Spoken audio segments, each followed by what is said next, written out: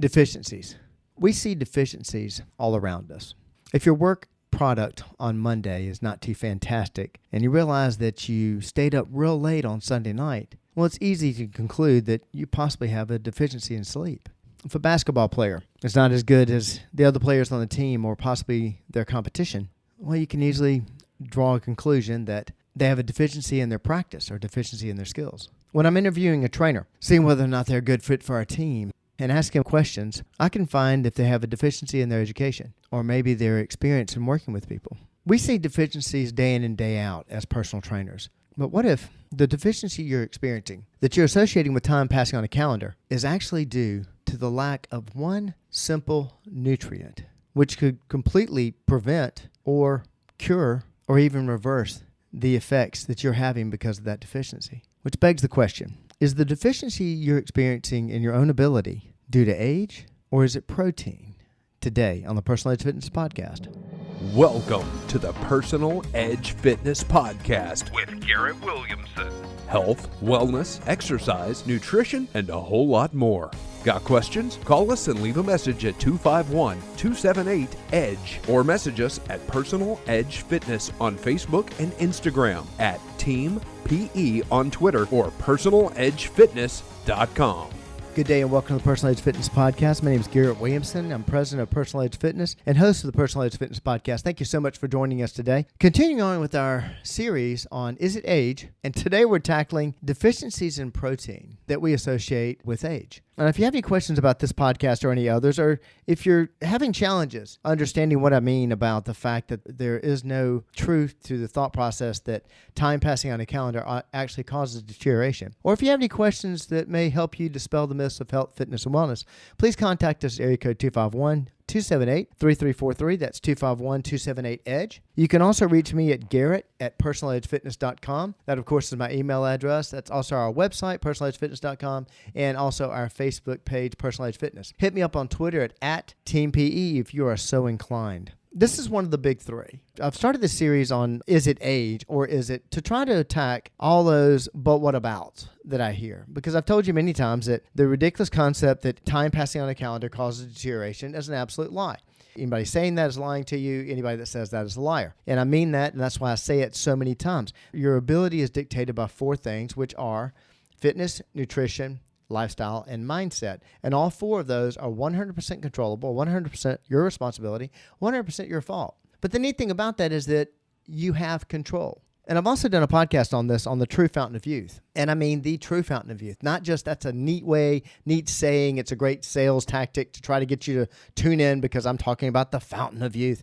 But the true fountain of youth. I want to live a long time and I want to be viable and I don't want to lose ability. Three things. They're very simple. Fitness. Full body fitness most days of the week. Water, not just some, not just all I drink is water, 100 ounces a day, every single day, for all of your life, every day of your life. And the third, which we're going to talk about today, which is protein. And what is protein? Well, protein is a nutrient, the building blocks of life. Protein serves numerous essential functions in the human body. Tissue repair, immune function, enzyme production, hormone regulation, and of course, most importantly in my book, maintaining, not just building, but maintaining muscle mass. Protein is especially crucial during periods of growth, obviously. If you're going to grow, you're going to need protein, such as childhood, adolescence. Definitely need protein, but its importance never wanes. It never wanes as time passes on the calendar, nor does it change in your need for it. And what I mean by that is too many times you hear that, when you get older, you need more protein. No,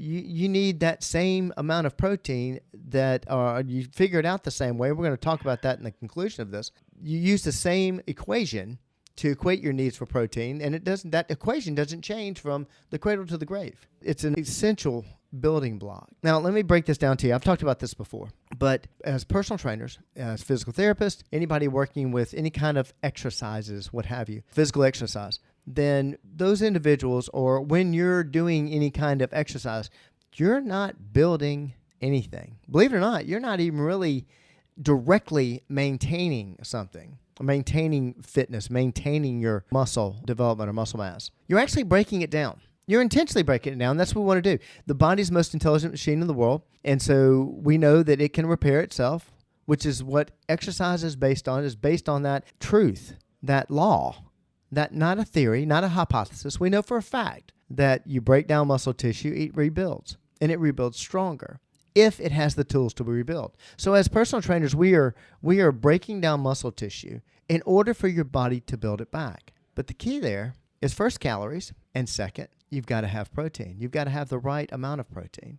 And we see this tremendously with our senior population. And I've talked about this before. We're going to go through a little bit of this. I've talked about sarcopenic obesity. Sarcopenia, I've also spoken about that and giving you the definition of it, which basically roughly means that it's losing muscle mass as time passes on a calendar. The definition of sarcopenia includes the words that state that it is an actual function of time passing on a calendar. It's not. There's not one clinical study that proves that. One of the main reasons we see it is lifestyle changes that correspond with nutritional changes. And typically it's a reduction of calories and definitely a reduction of protein.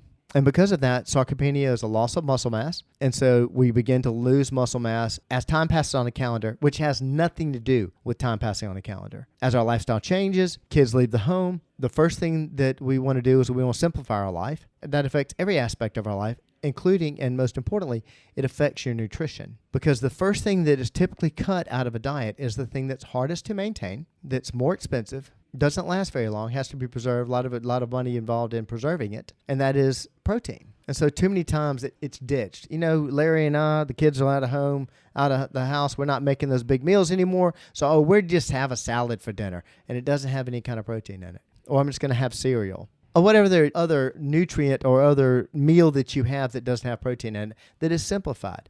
As lifestyles change, we make those changes to our nutrition. And this is why we see a degeneration of muscle as time passes on a calendar that has nothing to do with time passing on a calendar. As I've said with each one of these podcasts on this particular series, I've said in multiple podcasts, there's not one study on the face of the earth that proves that time passing on a calendar actually causes the deterioration. Now, I don't talk about anything like this without giving you some clinical proof.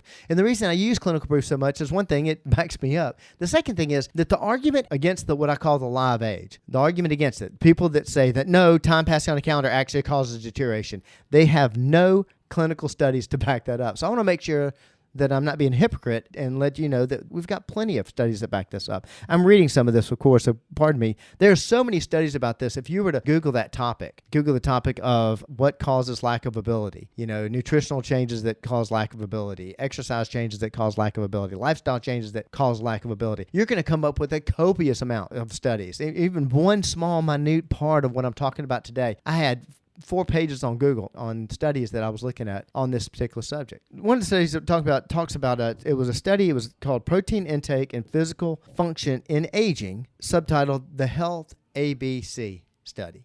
Now, this Health ABC study was published in the Journals of Gerontology series, and this is back in 2013. It was conducted by the Fred Hutchinson Cancer Research Center in Seattle, Washington. A very interesting study. I would say that it was comprehensive. Let me give you the numbers about this, because I can't stand a study that they don't tell you that it's observational, they don't tell you that a small group was used, that it wasn't a control versus a variable, I want you to know the details of these studies, because I always like to use one that have quite a bit of substance to them.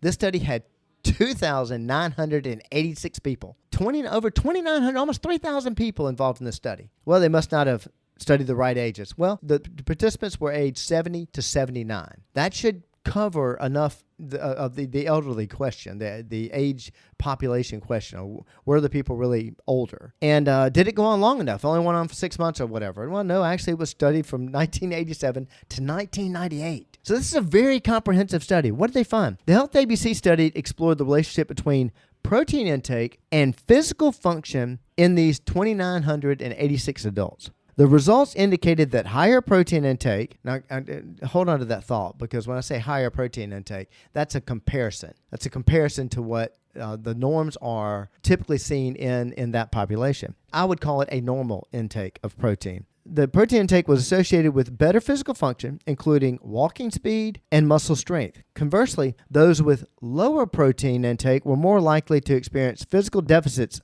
typically seen in aging. Wow, what a surprise. There's a direct correlation between lack of protein and physical function. Here's another one. The study is called Sarcopenia and its Potential Effects on the Elderly, a Focus on Protein Intake. This study is focused on sarcopenia. In fact, I cannot stand that word. The reason I can't stand that word, it's a made-up affliction. It is a made-up affliction, unless they describe sarcopenia as the reduction of muscle mass, the reduction of muscle function associated with time passing on a calendar that is completely caused by us. Then I would believe the word sarcopenia. Until then, trying to say that sarcopenia is this thing that just automatically happens to you, that's absurd. Because if it were true, then they could tell you it's going to happen to you on this date. And they can't tell you that. The study focuses on the age-related loss of muscle mass and strength. The researchers found that inadequate protein intake contributed significantly to the development and progression of sarcopenia. Maintaining adequate protein intake was identified as a crucial factor in mitigating physical deficits associated with aging. Now, how does that work? Why do I keep saying protein, muscle, and protein, muscle, protein, muscle? Okay, I've said this before, but you begin to atrophy muscle 72 hours after a workout. Now, why is that? Well, I don't work out. Well, if you walk to the mailbox, you've done a workout. If you get up and move around, you do any kind of movement, even your heart beating, that's a workout. And so you begin to atrophy muscle 72 hours after you've left that muscle basically dormant. Haven't done anything with your shoulders, haven't done any good chest work or whatever. Well, that muscle has become dormant, and after 72 hours, it starts to atrophy. Well, what is atrophy? Well, it's your body's automatic way of breaking down that muscle tissue and using it for energy. Now, it's usually not included in the definition of atrophy, but it's true. Your muscle doesn't just get rid of it because it's fighting you. It breaks it down because muscle is a fantastic energy source for the body. If you're not going to give it something else, it's going to break down muscle tissue, and it's going to take anything extra that it gets through calories and store it as fat, because your body's first job is to keep the body moving. And so it's going to break that muscle down, and it's going to use it for energy, and boom, you've lost muscle mass. So, well, how do you keep it maintained? Well, obviously, breaking it down, exercising, doing the workout itself. But then, and this is when you grow. As I said earlier, you're not growing, you're not building, you're not even maintaining anything in an exercise program. You're just breaking it down. At rest, after you've given it enough calories to sustain energy, to sustain life for the body is going to start actually literally taking off the frayed pieces of muscle, because when you're exercising, you're breaking down muscle tissue, and it's going to rejoin. It's going to make it stronger. It's going to build it back, and your body's intelligent. Your body looks at it like the Three Little Pigs story. You know, that muscle got torn down, and it was basically, figuratively, of course, built out of straw. So we're going to make it stronger. We're going to build it out of wood this time. Gets broken down again, we're going to go with brick or steel or something like that. It's going to make it stronger. It realizes that you gave it a challenge. It wasn't up to the challenge. Can the body build the body back to meet the challenge? Yes, it can. And what is the building blocks for muscle? You cannot make muscle without protein. And believe it or not, you can't build back muscle without the right type of protein. Now, I'm going to preface this by saying I'm not against a vegetarian diet. That is a life choice, and for a myriad of reasons. And I'm not worried about the reasons. But it is a choice, and there's nothing wrong with the vegetarian diet. But you have to understand that vegetables typically lack, individually, they typically lack some amino acid needed for muscle development. And those amino acids are found in protein, but all protein is not created equal. For instance, leucine. It's a branched chain amino acid, BCAA. You've seen that word before, that acronym before. That activates what they call the mTOR pathway. It's a crucial signaling pathway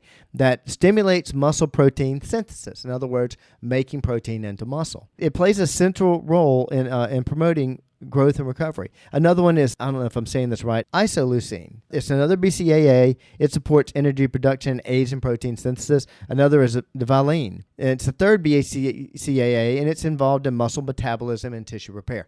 So you've got leucine, isoleucine, and valine. Now, I'll show you some limitations in a plant-based diet or a vegetarian-based diet, and that is that many of the different vegetables by themselves don't contain all three of these amino acids. For example, grains, although they may have protein in them, they're low in lysine, very low in lysine. While legumes, you've probably heard of legumes. Legumes are basically beans. Therefore, individuals that are relying on strictly a vegetarian diet, again, I'm not against it, but you need to do your reading. You need to do your studying, because you've got to have you have to have these different vegetables in your diet to get all the amino acids together. You can't just have them throughout the day. In other words, I'll have one in the morning, then I'll have one in the afternoon, and one in the evening, and I'll get all my amino acids. No, you have to have all of them represented in your meal. So breakfast, you need all three. In lunch, you need all three. In dinner, you need all three. If not, you can say you check the protein box, but you're not going to maintain muscle. So the reason I say if you do choose to have a vegetarian diet, again, not against it, either do your reading, or if you want to simplify it. The difference between vegetable in animal-based protein has all the amino acids you need. Chicken has it, fish has it, beef has it, pork has it, yogurt has it, anything that comes from anything with a face. They have all the amino acids in that particular food source. So if you're going to choose a vegetarian diet, then I highly recommend, if you don't do your reading or if that's too much work to make sure you have those all the different meals, supplement it. There are tons of vegetable-based supplements for protein that actually have these amino acids added to it. And so you can stay in line with what is in your heart to have you do a vegetable-based diet and still get all the different proteins that you need. It saddens me with the senior market that we see. Too many times I'm looking at individuals that are coming to us for help. They want to do exercise. And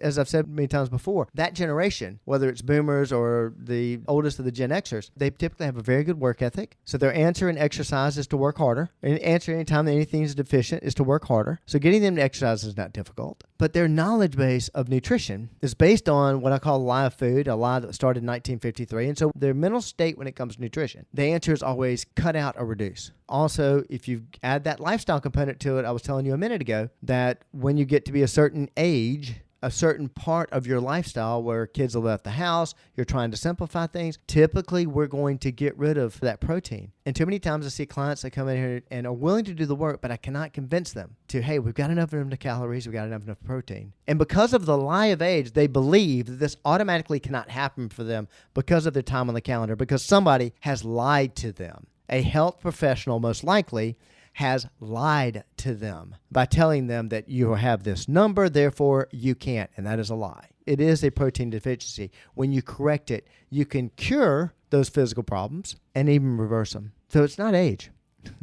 Quite possibly, it's lack of protein. If you have any questions about this, please reach out to me. Even if you want to argue with me about it, I'm more than glad to get into a conversation, anything that I can to either correct me, which has been tried several times as far as this point is concerned. Trust me, you can ask my wife, she'll tell you I'm wrong all the time. But not on this point.